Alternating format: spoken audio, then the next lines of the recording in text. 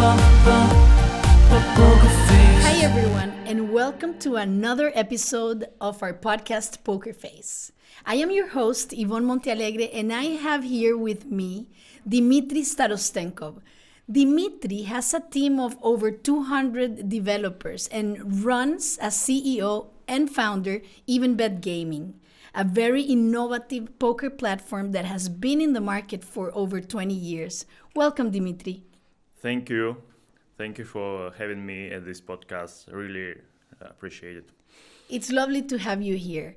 Dmitry, I've done some research about you, and I find a lot of your traits and characteristics as a businessman very exciting. And I think this is what the poker face is. And that's why we also chose you in the hot seat, because you definitely have a poker face. I believe you are a risk taker in a way. Absolutely. Sometimes not in a smart way, sometimes in a foolish way.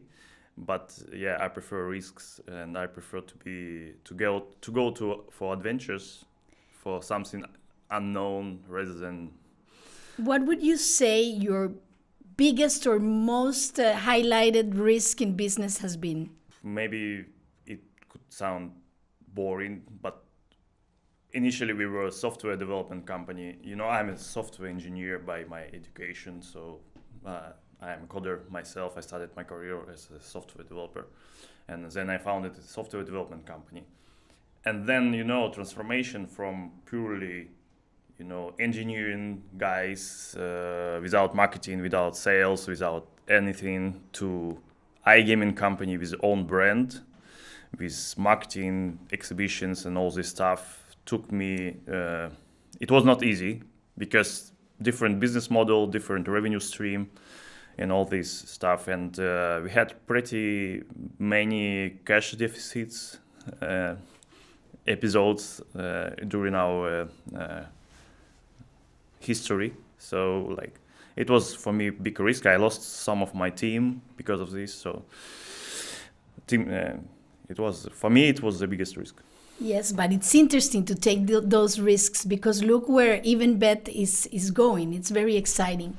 Let's talk a little bit about the USA and the interest in your platform to get there, regulated, and where do you see it going? You remember what was happening between early 2000s and till 2011. And it was booming, it was thriving, and I would say the main vertical that was ruling in the US boom was poker, right? Right. And we still believe USA is a motherland of poker, and big numbers of players integrated into daily culture of American people playing poker. It's not nowhere on the earth, other countries it's happened. It could be like in the US, right? So, and even with all those limitations, fragmented regulation, just a few states started regulation and licensing, we still believe it's already have big potential to grow. And with all these new states and regulations upcoming and shared liquidity for poker and other P2P games, I believe it would be number one market for the next. Phil Hellmuth hinted the other day at the World Series that online poker in the US is not a go, because one of the previous presidents, Biden particularly, was like, let's put down this poker bill as well. So where do you see this US online poker going? When are we going to finally be able to enjoy poker in the US? Not only a few states. I think my belief is just within 2 or 3 years. Really? Yeah, it will be totally sustainable. That's great news. And I hope Canada will join the liquidity pool. And also don't forget about sweepstakes growing there, and sweepstakes model, and poker is also adopting this sweepstakes model.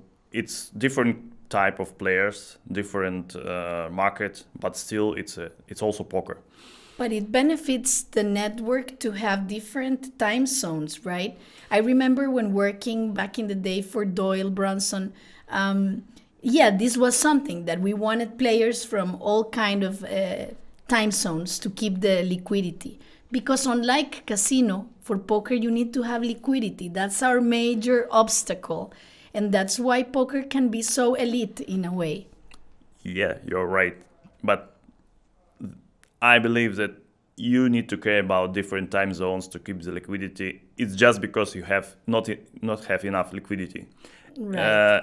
Again, the US is different story. Remember Full Tilt Poker and other guys, players primarily from the US, but they are playing 24 hours on these websites. No matter it's night or day, like you log in and you see full tables. So you're right. You're right. It's important to cover different time zones, but it really depends on activity and traction on specific market. And talking about player liquidity, at the beginning of the introduction of artificial intelligence, it was kind of demonized, right, in poker. But I see a lot of benefit in AI-controlled player pools and environments. For example, I consider myself a very recreational player. So when I jump into a player pool of online professionals, I don't have fun and I get out of the site immediately. How are you using AI at EvenBet? It's with all this consideration of AI and bots, it's very very sensitive topic, and all the providers and operators need to find to be very accurate how to use AI and how to talk about this with the world. Definitely, I believe, and what is WPT doing. It's great to use AI for matchmaking of players, as you said, to be sure that recreational players don't play with sharks and so forth. But moving a bit further, using bots to play against real people could be not so welcomed by players. So let's say using AI for matchmaking to find out toxic players, to find out collusions, different types of fraud, and all these things to care about ecology. I think it's a good side of using AI. Absolutely. And but using them to make more money from players, to pull money from players, it's kind of not the good side of this usage. How did you, Dmitry, got started in poker? I read something that you made a game. A client asked you for the code to this software, and you created that, and that's how it all started. Yeah, very typical. Like all those early iGaming companies started, we didn't know anything about iGaming at all, and one day a client from Israel, as I remember, approached us and asked to develop poker for him, but the budget was $4,000 and timeline 1 month, and we committed. Definitely we failed. We delivered, but something buggy, glitchy. But for this time, again, it was 2005. He didn't care much about that. Here, there, something not working well. And he launched and started making some money from poker. And then we found out that there are some more people who want also to start their own online poker business. So then we found other customers, and other customers, and other, and we have been working within this model for quite many years, without caring about marketing and all this stuff, because by word of mouth, these people, they found us in the internet, but then Black Friday happened, US shut down, and between 2011 2016 it was really tough time for the poker market and for us particularly. I really admire the fact that you're willing to talk about failure. That speaks volumes about you. I mean, as a leader of such a great company. I must say that I've been doing research on you and listening to other podcasts, and you're always so open, and now even a lot of people would decline to talk about AI, yet you address it. And I think this is perfect for poker. We need to know what operators are doing, and once they communicate it to the players, to us, the players, we can find great use for AI tools, for example. Absolutely, you can't stop technology. It's like, all these bands of AI in a wider perspective, trying to regulate or over-regulate AI, not only in poker, but for businesses and daily usage. This new AI regulation in the EU, I would say it's controversial, in my opinion. Very controversial, in yes. my opinion. So, who exactly is making those rules? That's the thing. Where's the ethos where those rules come down, and do we agree beforehand? Because it seems that in that sense, poker is an interesting game, because I've always discussed this. Poker is a game of convention. If we decide the queen is higher than the king, we can play like that. But as a community, we must agree. And that's why it's so important to have poker ambassadors, to support live games that are actually the lab, the real in-person lab that where we can find out all these things and all these glitches. I find it fascinating that we can go from the online environment to the live environment and feed from each other. It's kind of loop, and people, and this greatest one of the greatest benefits of poker comparing to other verticals.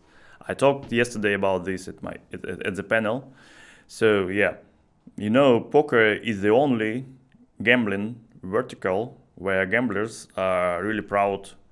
Yes, it's an aspirational because gaming experience. Rarely people are, proud of playing slots, and they post in social media about that.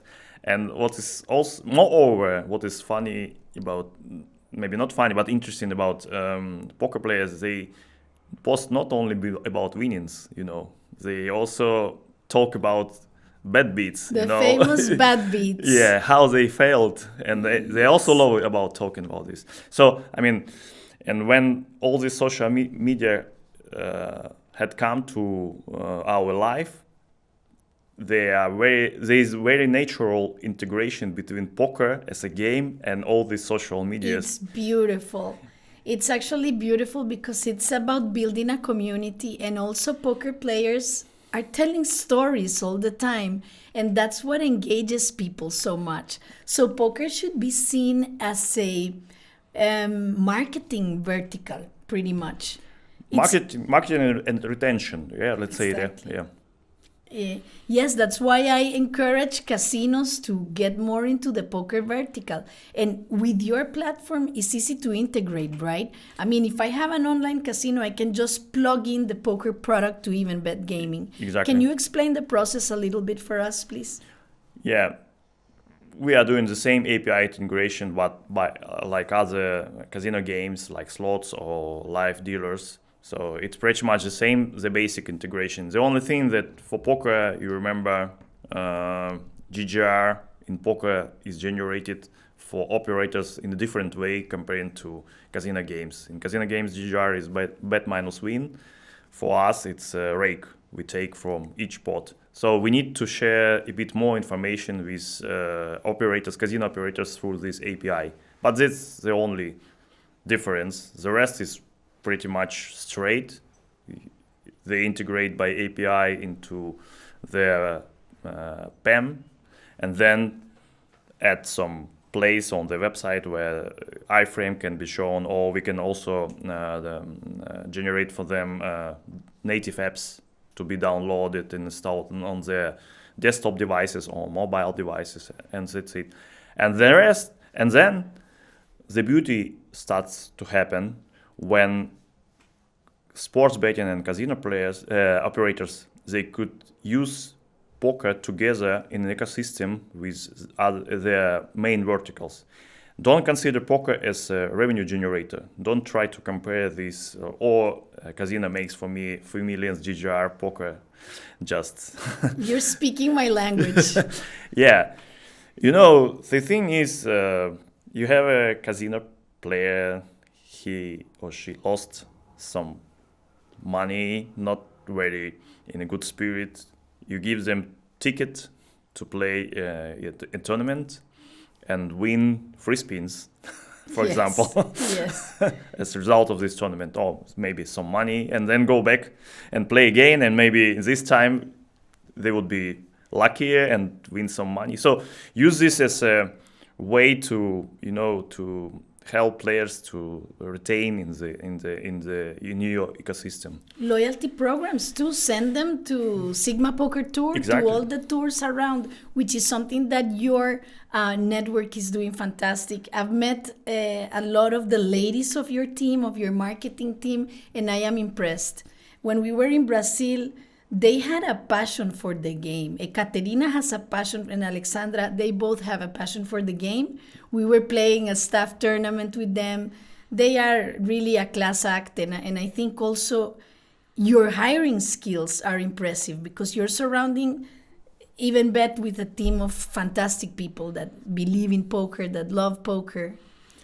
Yeah, because in our business, you know, relying on talents is kind of the main competitive advantage. You know, it's number one priority to hire excellent team and to nurture this team, to help them grow. And only if you have a great team, you could get some really outstanding results. Dmitry, I've heard you're also an angel investor. Can you tell our viewers a little bit what key aspects you look in a good startup? You know, I'm only starting. I'm not really experienced investor. This is why I'm still in the angel stage. You know, I'm trying to understand whether startup has chances, at least chances to get multiplied by 10 or 20 times in revenue, whether there is a very interesting, innovative business model, what is landscape, are there any competitors on the market, or it's kind of disrupting technology, totally new. So it's also very important, as we discuss about team for EvenBet, it's really important to look who are doing this startup. Are these people a great team? Do they have already experience or not? How they are motivated or not? This number one priority, because you remember all these startups, it's very important to consider always pivoting. You know, they start doing some products, then they understand that product doesn't work well, no market fit, then they try to do something on the side. And with a great team, you can always do it. Yes, because if part of succeeding is failing, inevitably, then pivoting is the way. Spinning, having the ability to spin that experience as a team. Yeah, and with great team, you can pivot as many times as it's necessary. With not like great team, you will stick to only one business model or to only one product. Great. Speaking about poker and your platform, I've heard you dabble between free rolls, bonuses. What do you think is the best retention strategy poker can use? Free rolls, very important to retain players, and also bonuses, but try to use them wisely. Instead of just giving bonuses, let's try some daily bonuses, maybe smaller, but on daily basis. And recently we introduced some additional way to use daily bonuses, you know, strikes. So when players need to log in every 7 days straight to get higher bonus, for example. This way, instead of just giving bonus and they play for this, you keep them logging in every day. Oh, smart. Definitely. You prevent bonus abuse, right? Which is a plague in our industry. Yeah. In EvenBet Gaming, what are your markets, your primary markets? Asia, let's say, especially India.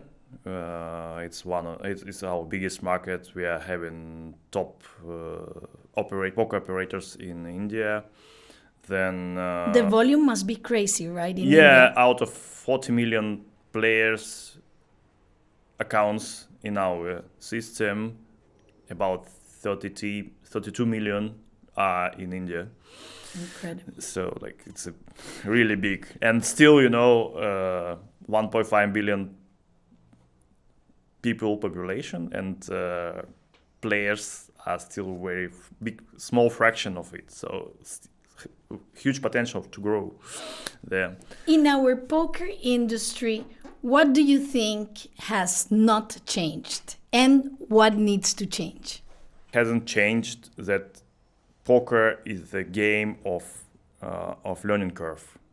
Poker is a game of competition and social interaction. It hasn't changed, and it's more it's growing because of social media and all this stuff, and ambassadors and all this stuff. Yeah. What is changing? Players. You remember poker 20 years ago? Players just wanted to focus on game itself. They wanted to get in, play for money, no distractions, just focus to make money, let's say, like this on the table. Nowadays, new generations, and they want something more. They want to have to be entertained during the gameplay. They want side bets, they want side games, they want social interactions, send emojis, throw objects and all this stuff. So this is changing. I mean, the core hasn't changed, Mm-hmm. People still are competing, they are learning how to play poker, they want to grow their skills. It's not changed. But together with this, they want more entertainment. Absolutely. It's a game that provides that. Yeah. As we were discussing as well, how much content can you produce about slots? Whereas poker is a whole story. And when you pair it with a live event, like right now, the World Series is happening, and it's so much fun to watch. It's so much fun. I don't see any other online game that can be so much fun. Yeah, exactly. Talking about marketing, you don't stick only with plain banners about bonuses on deposits and like very simple promotions. You can use all different, highlights, videos, and all this stuff to attract players to your poker operation. So like poker gives so many tools for marketing, so many different ideas could be implemented and tested when for marketing purposes. Is EvenBet Gaming buying real estate in the Metaverse already? I have some doubts about the metaverses still, because still I believe there is some technology to be more advanced in order to accommodate metaverses in our daily life. This is my belief, and we have been trying for 20 years to get into metaverse, but still it's like we are not able to use this a few hours straight during our day, comparing to smartphones, Right. It seems it's in a very Jurassic state still. Yes. So how many minutes you can spend in VR glasses during the day? Okay, 30 minutes, 1 hour max, but it's not adoption. Real adoption when we will be like 4 hours there, then it will start thriving really huge. Dmitry, thanks so much for being here with us today. It was really a pleasure to talk to you about all things poker. And to our listeners, please review, subscribe, follow us so we can keep bringing you great guests. And don't forget, Sigma Poker Tour Malta is coming this September here in Malta to Porto Maso Casino, and you can already register through our Sigma website. Thank you all, and remember to keep your poker face. Poker face.